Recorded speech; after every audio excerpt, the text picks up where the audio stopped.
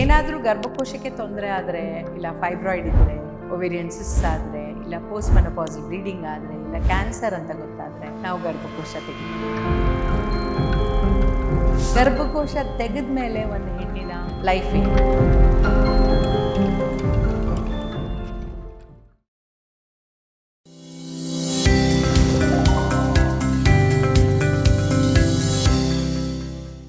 ನಮಸ್ಕಾರ, ನಾನು doctor Vidya Bhat, director Radhakrishna multi speciality hospital and IVF centre. ಏನಾದರೂ ಗರ್ಭಕೋಶಕ್ಕೆ ತೊಂದರೆ ಆದರೆ, ಇಲ್ಲ ಫೈಬ್ರಾಯ್ಡ್ ಇದ್ದರೆ, ಒವೇರಿಯನ್ ಸಿಸ್ಟ್ ಆದರೆ, ಇಲ್ಲ ಪೋಸ್ಟ್ ಮೆನೋಪಾಸಲ್ ಬ್ಲೀಡಿಂಗ್ ಆದರೆ, ಇಲ್ಲ ಕ್ಯಾನ್ಸರ್ ಅಂತ ಗೊತ್ತಾದರೆ ನಾವು ಗರ್ಭಕೋಶ ತೆಗಿತೀವಿ. ಬಟ್ ಗರ್ಭಕೋಶ ತೆಗೆಯೋದು 40 ವರ್ಷ ಆದಮೇಲೆ ಮಾಡಬೇಕು ಅಂತ ಸುಪ್ರೀಂ ಕೋರ್ಟ್ ಆರ್ಡರ್ ಆಗಿದೆ. ಅದಕ್ಕೂ ಮುಂಚೆ ನೀವು ಗರ್ಭಕೋಶ ತೆಗೆದ್ರೆ ಅದಕ್ಕೆ ಕಾರಣ ಕೊಡಬೇಕು ಅಂತ ಈಗ ಕೆಲವು ವರ್ಷಗಳ ಹಿಂದೆ ಆರ್ಡರ್ ಆಗಿದೆ. ಈ ಆರ್ಡರ್ ಆಗಿರೋದರಿಂದ ಮುಂಚಿನ ಥರ ಅನ್ನೆಸೆಸರಿ ಗರ್ಭಕೋಶ ತೆಗೆಯೋದು ಕಡಿಮೆ ಆಗಿದೆ. ಆದರೂ ಕೂಡ ಕೆಲವು ಸಂದರ್ಭದಲ್ಲಿ ನಾವು ಗರ್ಭಕೋಶ ತೆಗಿಬೇಕಾಗುತ್ತೆ. ಗರ್ಭಕೋಶ ತೆಗೆದ ಮೇಲೆ ಒಂದು ಹೆಣ್ಣಿನ ಲೈಫ್ ಏನು? ಗರ್ಭಕೋಶ ನಾವು 40 ವರ್ಷದಿಂದ 50 ವರ್ಷದ ಒಳಗೆ ತೆಗೆದ್ರೆ ಆವಾಗ ಅವ್ರಿಗೆ ಸಪ್ಲಿಮೆಂಟ್ಸ್ ಕೊಡಬೇಕಾಗತ್ತೆ. ಅಂಡಾಶಯ ಬಿಟ್ಟಿರ್ತೀವಿ, ಕ್ಯಾಲ್ಶಿಯಂ ಸಪ್ಲಿಮೆಂಟ್ಸ್ ಬೇಕಾಗತ್ತೆ. ಕೆಲವೊಮ್ಮೆ ಒವೇರಿಯನ್ ಕ್ಯಾನ್ಸರ್ ಅಂತ ಸಸ್ಪೆಕ್ಟ್ ಮಾಡಿ ಓವರೀಸ್ ಕೂಡ ತೆಗೆದಾಗ ಅವ್ರಿಗೆ HRT ಹಾರ್ಮೋನ್ ರಿಪ್ಲೇಸ್ಮೆಂಟ್ ಥೆರಪಿ ಕೊಡಬೇಕಾಗತ್ತೆ. ಯಾಕೆಂದರೆ 50 ವರ್ಷದ ತನಕ ನಮ್ಮ ಈಸ್ಟ್ರೋಜಿನ್ ಹಾರ್ಮೋನ್ ನಮ್ಮ ದೇಹದಲ್ಲಿರೋದು ತುಂಬ ಇಂಪಾರ್ಟೆಂಟು. ಬಟ್ 50 ಆದಮೇಲೆ ತೆಗೆದ್ರೆ ಆವಾಗ ತೊಂದರೆ ಇಲ್ಲ. ಯಾಕೆಂದರೆ ಅಂಡಾಶಯ ಅದ್ರ ಕೆಲಸ ನಿಲ್ಲಿಸಿರುತ್ತೆ, ಮುಟ್ಟು ನಿಲ್ಲೋ ಟೈಮ್ ಬಂದಿರುತ್ತೆ.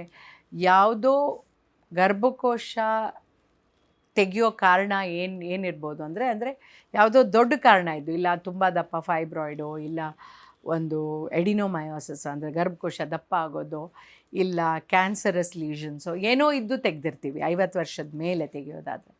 ಅಂಥ ಸಂದರ್ಭದಲ್ಲಿ ಜಾಸ್ತಿ ಪ್ರಾಬ್ಲಮ್ ಬರಲ್ಲ.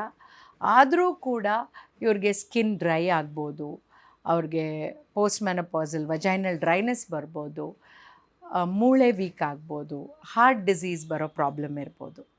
ಸೊ ಇದೆಲ್ಲ ಇವ್ರಿಗೆ ಆಗಬಾರ್ದು ಅಂತ ನಾವು ಕ್ಯಾಲ್ಶಿಯಂ ಮತ್ತು ಮೆಗ್ನೀಷಿಯಮ್ ಸಪ್ಲಿಮೆಂಟ್ಸ್ ಕೊಡ್ತೀವಿ.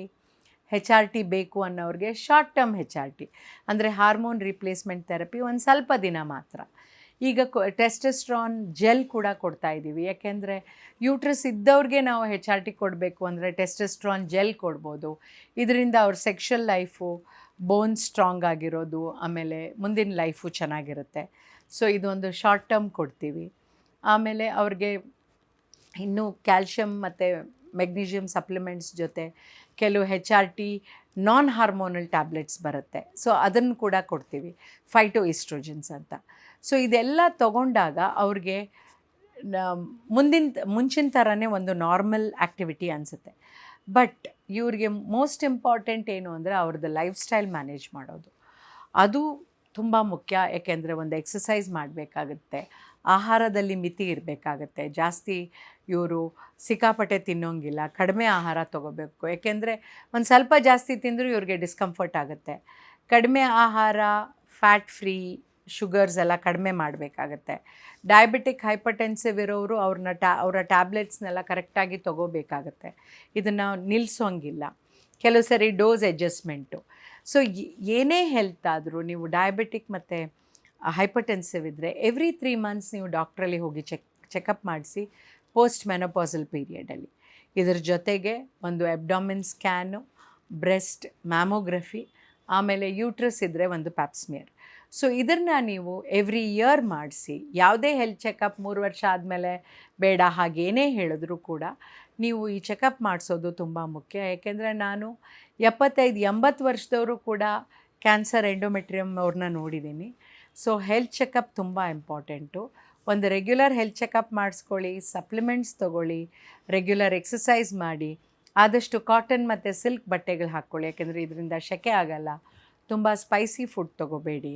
ಒಂದು ಹೆಲ್ದಿ ಜೀವನನ ನೀವು ಆಚರಿಸಿ. ಎವ್ರಿ ಇಯರು ಅಥವಾ ಎವ್ರಿ 6 ಮಂತ್ಸು ನೀವೆಲ್ಲ ನಾರ್ಮಲ್ ಆಗಿದ್ದರೆ ಒಂದು ಬ್ಲಡ್ ಚೆಕಪ್ ಮಾಡಿಸಿ. ಯಾಕೆಂದರೆ ಕೊಲೆಸ್ಟ್ರಾಲ್ ಏರುಪೇರು ಆಗೋ ಚಾನ್ಸ್ ಇರುತ್ತೆ 50 ವರ್ಷ ಆದಮೇಲೆ. ಸೊ ಕೊಲೆಸ್ಟ್ರಾಲ್ ಏನಾದ್ರು ಜಾಸ್ತಿ ಇದ್ದರೆ ನಿಮ್ಮ ಡಾಕ್ಟ್ರಲ್ಲಿ ಹೋಗಿ ಪರೀಕ್ಷಿಸಿ. ಯಾಕೆಂದರೆ ಕೊಲೆಸ್ಟ್ರಾಲು, ಟ್ರೈಗ್ಲಿಸರೈಡ್ಸ್ ಜಾಸ್ತಿ ಆಯಿತು ಅಂದರೆ ನಿಮ್ಮ ಹಾರ್ಟಿಗೆ ತಕ್ಕು ಬರುತ್ತೆ. ಸೊ ಆದಷ್ಟು ನೀವು ನಿಮ್ಮ ಆರೋಗ್ಯನ ನೋಡ್ಕೊಳ್ಳಿ. ಹೆಚ್ಚಿನ ಮಾಹಿತಿಗಾಗಿ ನೀವು ವಿಶ್ವವಾಣಿ ಹೆಲ್ತ್ ಚಾನೆಲ್ನ ಫಾಲೋ ಮಾಡಿ, ಸಬ್ಸ್ಕ್ರೈಬ್ ಮಾಡಿ, ಲೈಕ್ ಮಾಡಿ.